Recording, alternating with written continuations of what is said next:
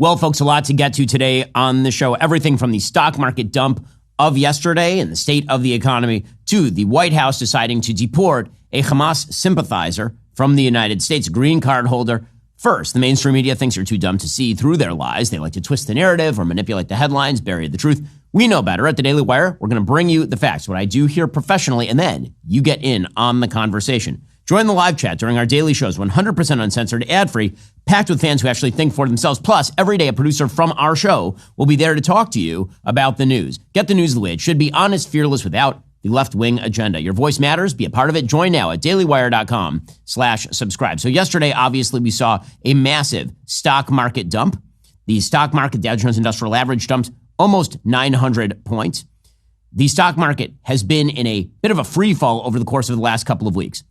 And this is something that I've been predicting for a while. It turns out that when you mess with the market mechanisms, people don't like it. Investors tend to take their money out of the market and wait for things to be a little calmer, a little more steady. If you think of the free markets as essentially an ocean, sometimes it's pretty choppy out there. Right now, it's choppy. And here's the thing. If this administration is blamed for the choppy waters, that is quite bad, not just for this administration, but for everything that in the public mind it represents. According to the Wall Street Journal, a new round of recession fears rattled markets on Monday, sending the Dow Jones Industrial Average down nearly 900 points, eroding Wall Street consensus that U.S. stocks would be among this year's biggest winners. By the way, this is having an impact on President Trump's approval ratings. There's a new poll out from Emerson today that shows President Trump is underwater on the economy by 11 points. He's still at 47.45 in his overall approval rating. That is largely due to the widespread and correct perception that on immigration, he has totally changed the ballgame. We're experiencing the lowest levels of illegal immigration ever recorded in the United States, as far as I'm aware. But when it comes to the economy, which is the thing that most people vote based upon, make their political decisions based upon, if President Trump is blamed for an economic downturn, the effects of that could be disastrous, not just obviously for the Trump administration, but for many of the things that are important for the United States, including free markets more generally. According to the Wall Street Journal, worries about a trade war, signs of flagging growth, splinters in the artificial intelligence trade have taken some of the shine off prior optimism. President Trump over the weekend refused to rule out a recession this year. The S&P 500 fell 2.7%. NASDAQ lost 4%. Bank stocks slid along with shares of smaller companies perceived to be sensitive to the economy. Bonds rallied. That's where money tends to go when people are uncertain what to do. They start buying bonds because at least they feel like they're going to get paid off at a certain point. While the U.S.'s strength is in question, other countries are ramping up efforts to revive their own economies. China is unleashing more stimulus to meet its economic growth target. Germany has announced a spending splurge on its military and infrastructure. Now, again, all of that is fake, meaning that if you just borrow to spend, which is what the United States has been doing for a very long time, you end up with an artificially inflated economy. This has happened in the United States. It's way more true for Germany and China, actually, than it is of the United States. However, there is something else happening, and it's deeper, and that is a widespread perception that the Trump team is trying to reshape the global order in a way that will not be good for the American economy or the global economy. Right? This is a widespread perception that is beginning to sort of percolate into the markets. And again, I'm talking to many of the market makers. I'm talking to business people who have literally hundreds of millions of dollars invested in the markets, and they are all very, very wary of the sort of signals that are being put out. And signals matter an awful lot when it comes to the economy these days. Because as I've spoken about before, if you're even a small business person, what do you want to make sure that you're going to invest in your business? You want a growing economy. You want to make sure that the government isn't going to come and take your money. The government isn't going to come in and overregulate you. And that the conditions tomorrow are going to be very similar to the conditions you have today. That's how you make predictive decision making. It's how you decide whether to hire that extra employee. It's how you decide whether to invest in more capital equipment. It's how you decide whether to expand your holdings in particular areas or contract your holdings in particular areas. Predictability matters. Now, President Trump is not a predictable president. He has never been a predictable president, but the one area that he was always quite predictable on was his economics. President Trump liked tariffs, but you know what he liked more? He liked results. And so what that meant is that during the first administration, when he talked tariffs a lot, the total amount of tariffs effectually that were put on the American economy ended up totaling something like $30 billion total. It was not huge. And much of it was designed to leverage places like Mexico into signing a new version of the USMCA. I think one of the reasons that people in the markets are particularly perturbed by Trump's attacks on Canada in the markets is that it's one thing to say we're going after Mexico to get them to close the border. That's a piece of leverage. All right, fine. It's another thing to say, okay, we're going to put tariffs on China because China is stealing our intellectual property and building up their military at incredibly rapid rates. Totally agree. Fine. Canada? What did Canada do? Exactly. And the very notion that Canada is not a major trading partner with the United States is untrue. Canada is our number one trading partner. Canada, again, has extraordinarily low average tariff rates with the United States under a deal negotiated during President Trump's first term, the USMCA. So the aim at Canada appears to the global markets to be a move away from America's involvement in the world in total. As I've spoken about before, that doesn't mean we need to be involved everywhere, either militarily or economically. However, the reality that America is the global hegemon is one of the reasons that the American economy continues to be the behemoth that it is. When you withdraw from what is a de facto financial empire, when you withdraw from providing global security and freedom of the seas, when it appears that what you're attempting to do is draw inward, the rest of the world has less interest in investing in you, buying your debt, for example, funding your giant government expenditures. The rest of the world is less interested in doing business with you if it's harder to do business with you. And this has a very, very bad effect on the economy, not just outside the United States, but inside the United States. It turns out that autarky, the notion that we should produce and consume everything in the United States, that's a romantic idea. Everywhere it has been tried, literally everywhere it has been tried over the course of the last 2 centuries, it has ended with impoverishment of the population, followed generally by expansionism. That is true in Germany. It is true in China. It is true pretty much it is true in Russia. It's true pretty much everywhere it's been tried. And so if the markets think that's what you're doing, even if you're not doing it, that's not going to be good for the markets. Okay, as Reuters is reporting, President Trump's tariffs have spooked investors with fears of an economic downturn, driving a stock market sell-off that has wiped out $4 trillion from the S&P 500's peak last month when Wall Street was cheering much of the Trump agenda. A barrage of new Trump policies increased uncertainty for businesses, consumers, and investors, notably back and forth tariff moves against major trading partners like Canada, Mexico, and China. Now, President Trump, for his part, he's saying, listen, short-term pain for long-term gain. Here's what President Trump had to say with Maria Bartiromo. You said, look, we're going to have a disruption, but we're okay with that. Is that what you meant? The stock market going down was the disruption? What other disruption were you alluding to? Look, what I have to do is build a strong country. You can't really watch the stock market. If you look at China, they have a 100-year perspective. We have a quarter. We go by quarters. That's true. And you can't go by that. You have to do what's right. What we're doing is we're building a tremendous foundation for the future. Tremendous foundation. Okay, you need to explain, if that's the case, what is the tremendous foundation that is going to lead to future growth, and how do we get from point A to point B in a way that doesn't blow up everybody's 401k? It turns out, by the way, more than half of Americans are heavily invested in the stock market through things like their 401ks. This is not just a quote-unquote rich people problem. This is an everybody problem.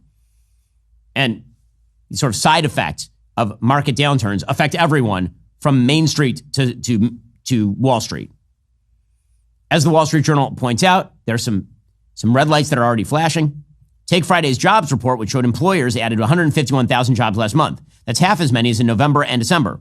Leisure and hospitality jobs have been declining in the past 2 months, which may indicate consumers are pulling back on their discretionary spending. The labor force participation rate fell 0.2 percentage points to 2.4%, owing to a decline among men. Manufacturing did gain 10,000 jobs in the month, but the number of workers employed part-time who wanted but couldn't get full-time work increased by 460,000 to 4.9 million, which is the most in spring of 2021. Service businesses are being whipsawed. Transportation equipment manufacturers are being whipsawed. Whipsaw just means one day they think that there's going to be a tariff, one day they don't know that there's going to be a tariff. And so everybody's looking for what's the overall vision here. What is the overall vision? Is this President Trump using tariffs as leverage? We don't know. Is this President Trump using tariffs as a way to force everybody else to lower their tariffs? We don't know. We've heard that justification too. Or is it just that President Trump sees a vision of the United States with higher tariffs and a reshoring of manufacturing that is good for particular industries, but very bad for the American consumer by raising prices overall and also disconnecting the American economy from other parts of the globe that actually, by the way, again, do subsidize the American economy? I understand that there is this notion that trade deficits, where we buy more stuff from people than they buy from us, somehow reflects American weakness. But the reality is that there are many poor countries with trade surpluses and there are many rich countries with trade deficits.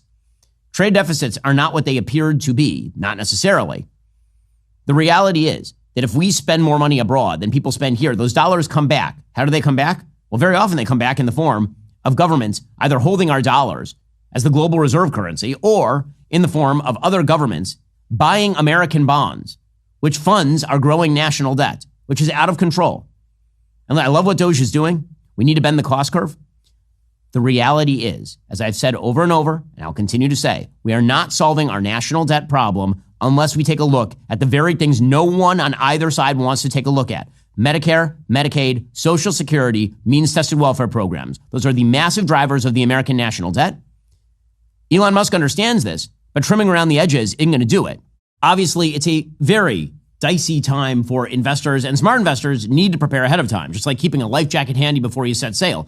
That's why many people are adding gold to their portfolios, leading to record gold prices in early 2025. There's still a great opportunity for you to diversify and strengthen your financial future. When it comes to diversifying into physical gold, I personally trust Birch Gold. They're who I turn to for my own gold investments. Their specialty? Helping you convert your existing IRA or 401k into a tax-sheltered IRA backed by physical gold without any out-of-pocket costs. One 5-star review says it perfectly. Knowledgeable, helpful, non-pressure. That's exactly why I've stood behind Birch Gold for years. They deliver exactly what they promise. Get your free info kit on gold by texting the word BEN to the number 989898. There's no obligation, just useful information. With an A+ rating from the Better Business Bureau and countless 5-star reviews, text BEN to 989898. Let the experts at Birch Gold help you secure your future today with gold. Again, this is a very uncertain market.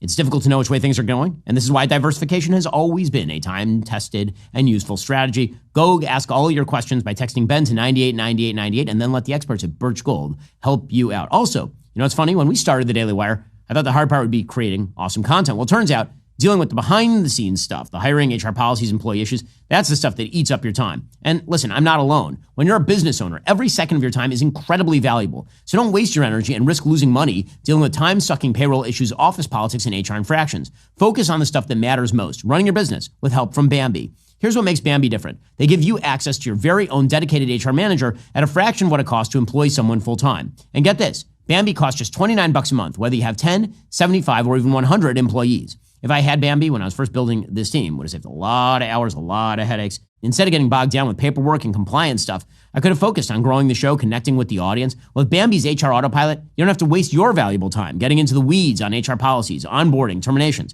Plus, Bambee's month-to-month, no hidden fees. You can cancel anytime. Right now, get 1 month of Bambee for just $1. Go to Bambee.com, type in Ben Shapiro under podcast to schedule your first call with an HR manager right now. That's 1 month of Bambee for just $1 at BAMBEE.com, Ben Shapiro podcast.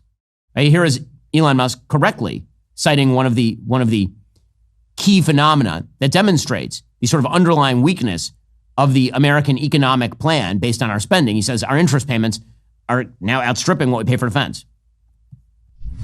Our interest payments are higher than our Defense Department budget.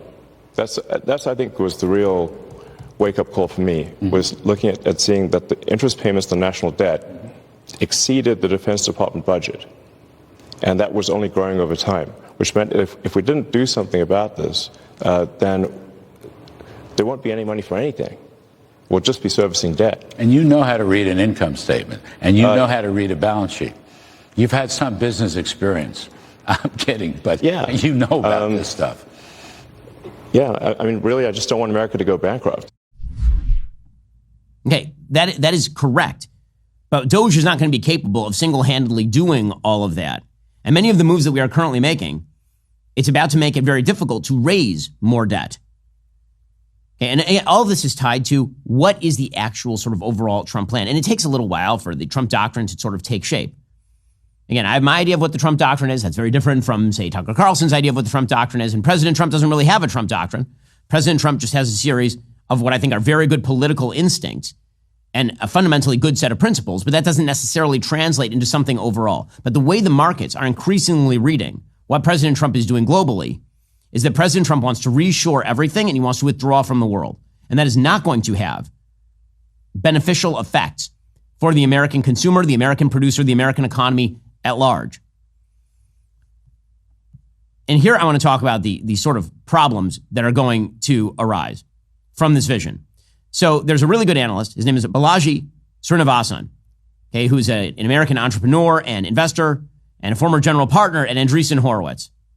And he has a good tweet thread today explaining why it is that the world is perceiving some of the moves that the Trump administration is making as indicative of a broader worldview problem that could undermine sort of American strength. He says, here are 4 things MAGA is getting wrong and why it's handing over the world to China. 1, MAGA correctly understands that America's economic position is in decline, but think this is due to economic competition itself rather than lack of competitiveness. This is a big thing. Okay, he's right about this. The reason that America has been in relative decline versus China is not because the competitive global markets are bad. It's because America is not competitive in the American global markets. And Trump understands this, by the way. It's just sort of the other half of what he's doing with tariffs. Meaning, when he focuses on tax policy and regulatory policy, that makes America more competitive vis-a-vis other countries. Getting rid of competition entirely via tariffs, via cutting off world trade, via abandoning parts of the world is not likely to result in American victory. It results in American impoverishment. Second, he says, MAGA understands that the U.S. has wasted trillions abroad in foreign wars, but thinks the problem is global leadership itself rather than poor leadership. And again, this is a really important point. Obviously, the United States has involved itself, particularly in Iraq or Afghanistan, in wars that were either unwinnable or had such bad strategies attached to them that they became unwinnable. That does not mean that abandoning the globe to the predations of the Chinese, Russians, and Iranians is going to be beneficial to America, that is going to increase America's health in the world, economically or otherwise. We need to be concerted about how we use force and how we threaten to use force, but a world without America is a worse world, including for Americans. Third, MAGA knows their blue American enemies have allies abroad, but has incorrectly overreacted to this by treating every non-red American as an enemy. Okay, this is, I think, the point about Canada. Yes, it turns out that blue America took over the institutions of the United States. The left took over the major institutions, including things like USAID. And then they fostered abroad alliances with a bunch of people who actually don't like America very much. That does not mean that the United States does not have allies abroad who are worth cultivating and attacking places like Canada, for example. By the way, the attacks on Canada are likely to elevate blue American types to power in Canada. The person who just replaced Justin Trudeau as head of the Liberal Party is a Davos boy. He's a World Economic Forum guy, and he is now riding high in the polls thanks to this tariff war that we're having with Canada. And fourth, says Balaji, MAGA sees the billions of dollars flowing from the United States to foreign recipients, but isn't grasping that the U.S. can only print those dollars in the first place so long as it's the hub of a global empire. This is the point that I was making last week about the dollar as the world's reserve currency. Is that, yes, we fund a lot of places, and a lot of places fund our debt. That is just the reality. He says, basically, MAGA is hyper-focused on cutting off any apparent flow of funds from red Americans to blue Americans and non-Americans. They're trying to quickly shut off imports, close down institutions, and exit all wars. Except the reason imports exist in the first place is because the United States products are not competitive relative to other products or Fed printing. The reason those institutions exist is because the United States set them up to run the world. The reason those wars are happening is not because of American leadership per se, but because of the absence of good leadership by America. If you shut all of that down at once, you shut down American empire and with it the ability to print money, fund your debt, or anything like that. This is a correct analysis. And if the world perceives that as the program, it is not going to be beneficial to the markets. It's not going to be beneficial to American citizens. Again, this is not America needs to be the world's global police person involved in every single place. This is not America needs to trade with everybody at the same rate. This is if there is a generalized perception in the markets and across the world that America is withdrawing, that is not going to be beneficial for the United States. Because an American-led world order is better than a non-American-led world order. Beyond that, there are going to be some real downsides here in the United States. We need President Trump to succeed, particularly economically. We need him to succeed, particularly economically. This picture, I think, is going to be the story of the next 4 years, one way or another. This is a picture from the inauguration. You'll remember it because it was obviously a pretty famous picture. This is a picture of all of the tech bros arriving at the inauguration. And you can see it's Elon Musk. It's Sundar Pichai, who's the head of Alphabet.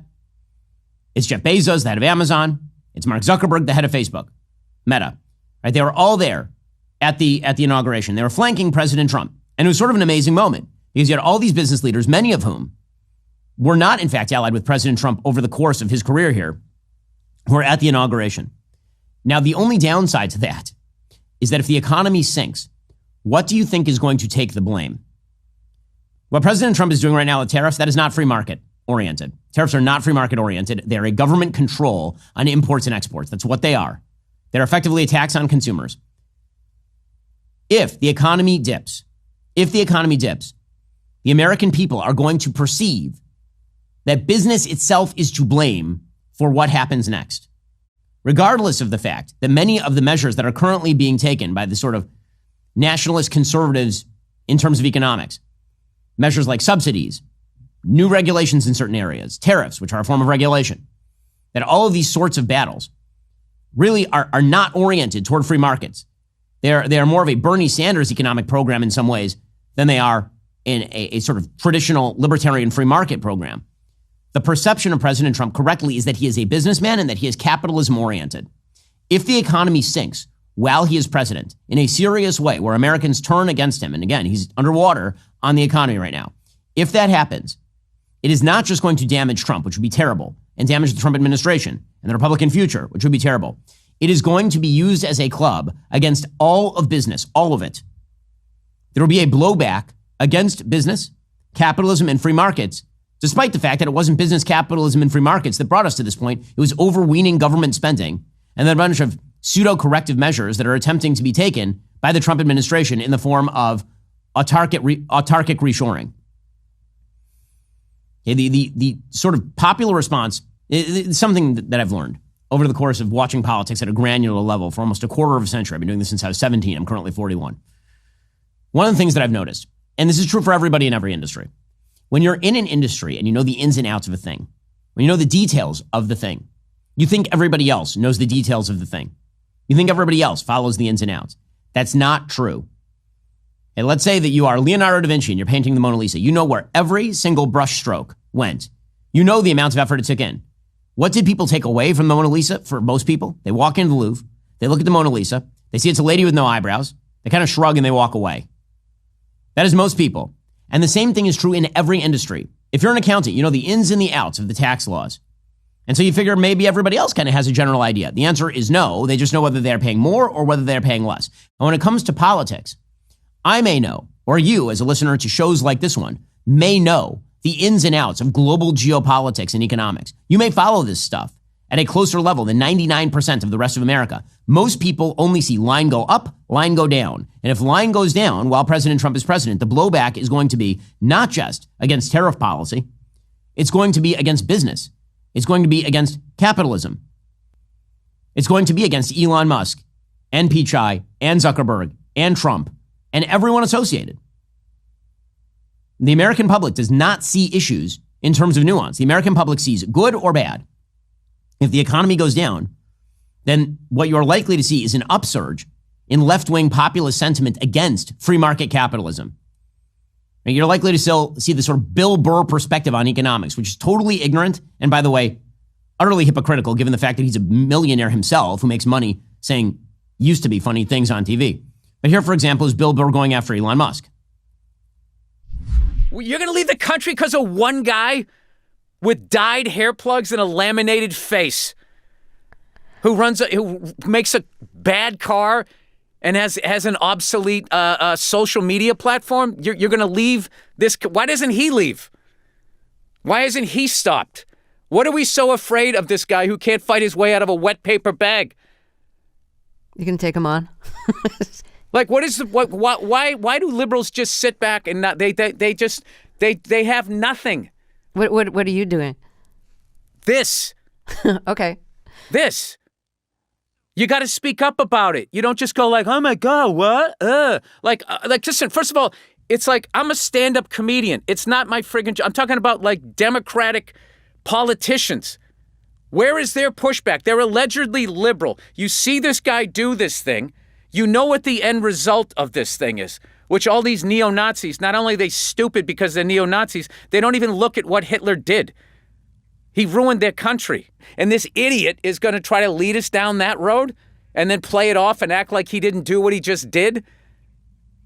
And you can get canceled as a comedian for doing a friggin' Caitlyn Jenner joke, but this can Sieg Heil and nothing. Where are all the liberals? Where are all of these white chicks at the award shows that were speaking truth to power? Where are they? Why did they choose to go after comedians and not the Ku Klux Klan? How come they never got canceled? Okay. Now, again, this sort of attack on Musk, this sort of neo-Nazi, he raised his arm stuff is nonsense, but the populist, anti-capitalist, anti-free market, anti-business attitude is going to be extremely common if the economy sinks. Okay, that's going to be a real problem. Well, he is not a genius, but you know what is genius?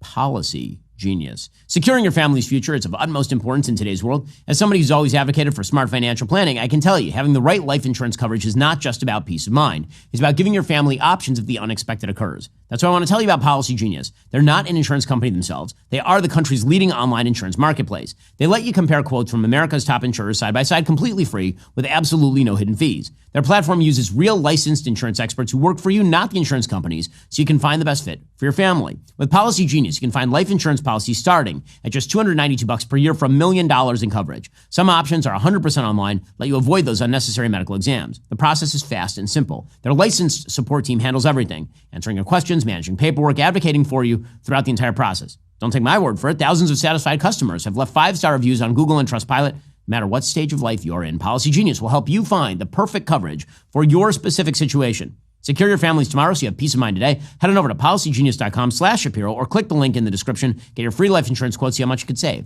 That's policygenius.com/Shapiro. Also, what does the future hold for business? If you ask 9 experts, you will get 10 answers. Bull market, bear market, inflation, up, down.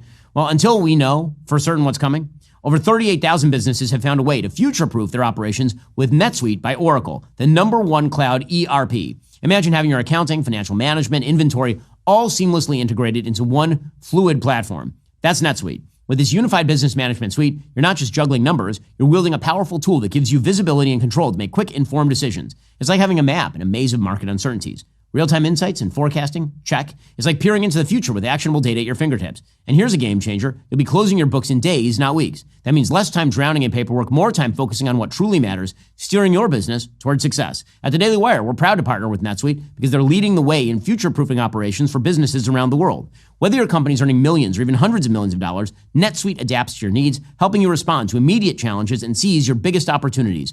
So speaking of opportunity, download the CFO's Guide to AI and Machine Learning at netsuite.com/Shapiro. The guide is free to you at netsuite.com/Shapiro. That's netsuite.com/Shapiro. Now, one of the theories here is that one of the things President Trump is trying to do actually is devalue the American dollar so as to boost our exports for purposes of fixing the trade deficit. So I went to our friends over at Perplexity and I asked a simple question, and Perplexity does a good job of explaining this sort of stuff. Quote, what are the effects on the ability of the United States to sell our debt if the value of the dollar drops?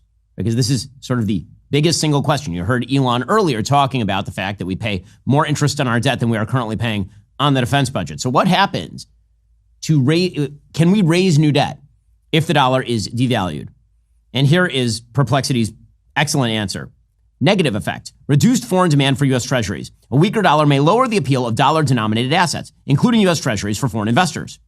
If the dollar depreciates, foreign holders of U.S. debt could face losses when converting interest payments or principal back into their own currencies. This could lead to reduced investment in U.S. debt markets.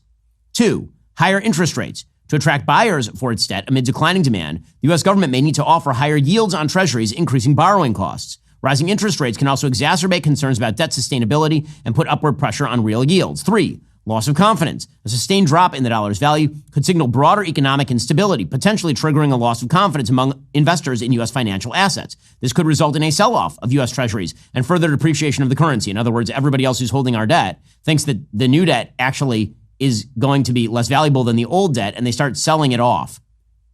4. Inflationary pressures. A weaker dollar increases the cost of imported goods and services, potentially fueling inflation. Higher inflation erodes the real returns on fixed income assets, like treasuries, making them less attractive to investors. Now, what President Trump could be focusing on theoretically is the positive effects of a weaker dollar. And President Trump talks about how he wants the Federal Reserve to lower the interest rates and inject money into the economy. Increased competitiveness. A weaker dollar makes U.S. exports cheaper and more competitive internationally, which could boost economic growth and improve trade balances over time. However, the reality of a weaker dollar is that America can be competitive without doing that. You don't need to upend America's ability to raise debt by increasing tariffs, by lowering the value of the dollar. Those are not things that are necessary right now. We're already in an inflationary spiral. We don't need more inflation on top of all of this. And as Perplexity points out, the major long-term effects would be things like de-dollarization. So again, something I was mentioning last week, the entire American economy is reliant on other people buying our debt on a continuous basis to fund our government spending. Countries might diversify away from dollar-denominated assets, reducing their reliance on U.S. treasuries as reserve holdings. and concerns about sanctions or asset freezes might further reduce foreign official demand for U.S. debt. I totally agree with Perplexity's conclusion here that while a weaker dollar could stimulate certain aspects of the economy, it poses risks to the U.S.'s ability to sell its debt efficiently by increasing borrowing costs, undermining investor confidence in Treasury securities. That is correct. Thanks to our friends at Perplexity for sponsoring that search. Well, again, in the search for some sort of sobriety and stability in the economic space, the Congress right now is looking to push forward a continuing resolution. We spoke with Representative Chip Roy, again, a very strong fiscal conservative in Congress yesterday on the program. Speaker Johnson is now eyeing a House vote today on a 6-month funding extension that was crafted on a partisan basis. He's going to rely on only Republican votes to pass it in the House and dare Democrats to try to oppose it. It looks as though there's a strong shot that it is going to pass. The shutdown countdown is down to 3 days because the shutdown happens on Friday. Many, again, of the more conservative members of the caucus are on board. There's one who is obviously not going to be, and that, of course, is Thomas Massie, who's reliable no vote on everything. Like on everything. He's essentially Ron Paul, but from Kentucky. Same voting record, same general worldview, all of it. Well, this prompted President Trump to go after Massie, correctly noting that Massie basically has no interest in governing almost ever. And in a situation like this, what you actually need is Republicans who are willing to govern. Again, the job of being a congressperson is not the same as the job of being a podcast host or the job of being a CNN commentator or something. Like, it is literally your job to try and go for 80% of the pie. This is why, again, I think that Chip Roy does a good job of this. Chip actually tries to push the ball as far as it will go while recognizing that the ball eventually is going to have to be kicked. Right? Something's going to have to happen. He will push the line as far as he can without falling into the trap of just saying no to everything. Well, President Trump put out a statement yesterday saying that he will lead the charge to oust Thomas Massie for his refusal to support the government funding bill. He put out a Truth Social post.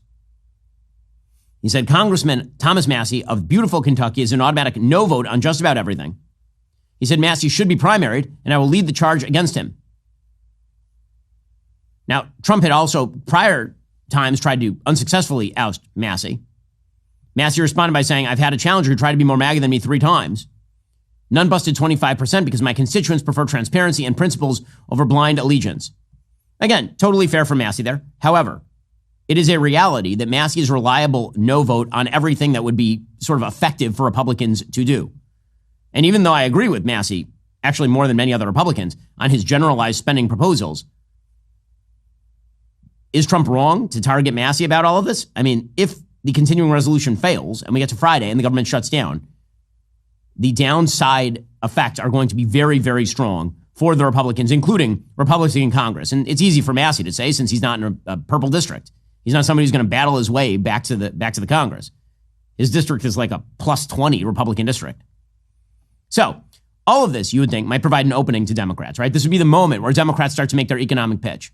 Oh, look at the oligarchic Republicans with their business ties, and yet they're sending your 401k spiraling down, right? This would be like, if you were a smart Democratic politician, this is the thing you would be doing, correct?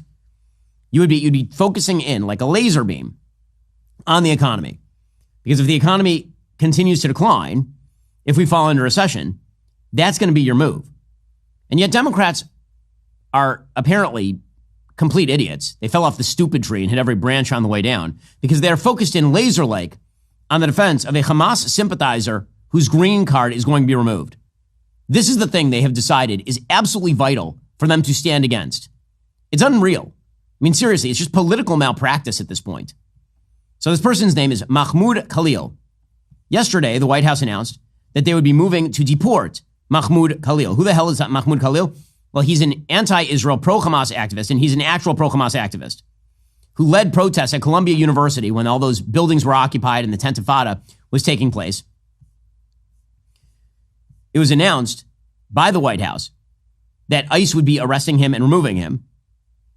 The White House put out a meme reading Shalom Mahmoud, which of course is a reference to President Trump's statement, Shalom Hamas, telling Hamas they needed to give up all the hostages or they would cease to exist. Obviously, the connection there has to do with the fact that this person is extraordinarily pro-Hamas. President Trump said, we will find, apprehend, and deport terrorist sympathizers from our country, never to return again. Which seems like a pretty commonsensical policy, that if you're here on a green card and you support terrorism, probably you shouldn't be here. We don't need you here.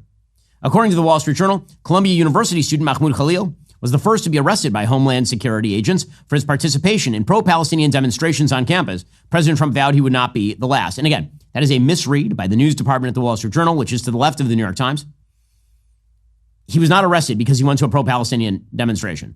He was arrested because he has active ties to groups that openly support Hamas. That would be the reason. Trump said in a social media post, quote, "We know there are more students at Columbia and other universities across the country who have engaged in pro-terrorist, anti-Semitic, anti-American activity. The Trump administration will not tolerate it."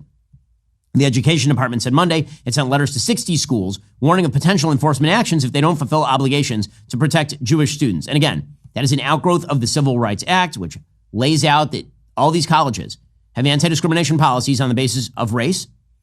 That applies to black students, white students, Jewish students, Arab students, everybody. So you can't selectively fail to enforce the law when it comes to the Jews, is sort of the point that Trump has made.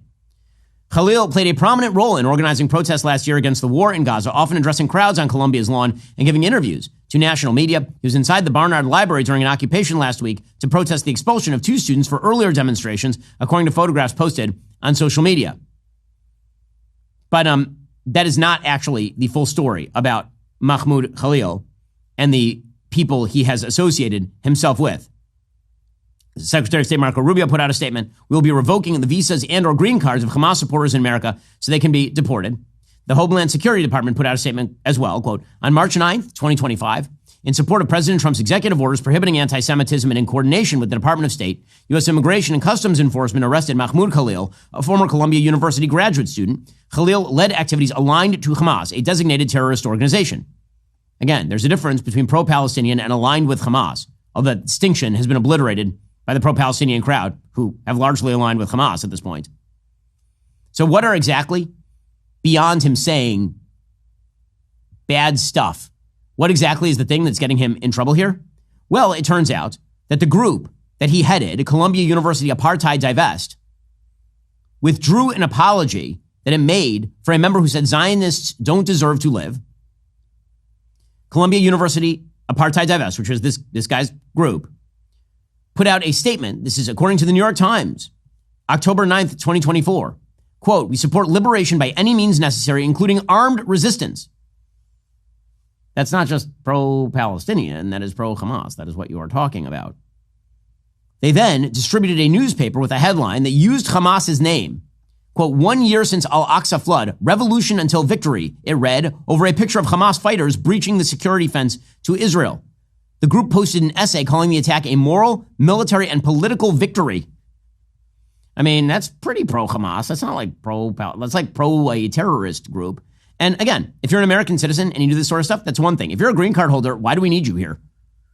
Green card does not give you the right under American law to actively orient yourself toward terrorism. That is not a thing. When the founders were constructing the Constitution, they're not like, let's bring people from abroad who hate America and love terrorism. That was never considered a right under American law. The group wrote on October 7th, 2024, quote, "The Palestinian resistance is moving their struggle to a new phase of escalation. It is our duty to meet them there. It is our duty to fight for our freedom." That would be Hamas that this person is talking about. So again, the New York Times recognized at the time, this is before the election, that this could lead to federal investigations into campus anti-Semitism or on-campus discipline if these were deemed to create a hostile environment for Jewish students. Now, again, it's more than that. It turns out that Khalil's group, the Columbia University Apartheid Divest, was one of 150 pro-terrorism groups identified by journalist Ryan Morrow over at Capital Research. Khalil's group says that it is, quote, "fighting for a total eradication of Western civilization." It also asked for help from violent extremists abroad. Quote, "We seek instructions from militants in the global south." Khalil's group said, "We in America must be killed, jailed, and tortured and targeted in order to genuinely threaten the state as part of the global intifada." He suggested the only way to respond to state repression is to storm prisons and release prisoners and burn down prisons, government offices, and state vehicles. That's Khalil's group. I mean, like, I don't know how much clearer your sympathy for Hamas has to get in order for you to, violate the law. So what does the law actually say on this? Well, what exactly does the law actually say? Well, good news, we actually know what the law says. According to Immigration and National Act, Section 212, there are a number of grounds for ineligibility for a green card or immigration based on security grounds. That includes, quote, anyone who endorses or espouses terrorist activity or persuades others to endorse or espouse terrorist activity or support a terrorist organization. So, that. The Supreme Court has ruled back in 1904 that anarchists, for example, could be barred from the United States. Congress is of the opinion that the tendency of the general exploitation of such views is so dangerous to the public weal that aliens who hold and advocate them would be undesirable additions to our population. Again, there's a section of the INA that grants the State Department broad authority to deport any alien, quote, whose presence or activities in the United States the Secretary of State has reasonable ground to believe would have potentially serious adverse foreign policy consequences for the United States. And that is exactly the authority that Secretary of State Rubio is citing in this guy's deportation. So you're hearing the sob stories from the left. So what did the Senate Judiciary Democrats do? Again, the stock market tanked to the tune of 900 points yesterday. And it has tanked to the tune of a significant percentage of the stock market's total value since the election. So what are Democrats focused laser-like on? Their hero of the day, open Hamas sympathizer, and pseudo-revolutionary Mahmoud Khalil. They put out a tweet, the Senate Judiciary Democrats, with a picture of this guy that said, free Mahmoud Khalil. So just to get this straight, Democrats would not cheer last week for the family of Laken Riley.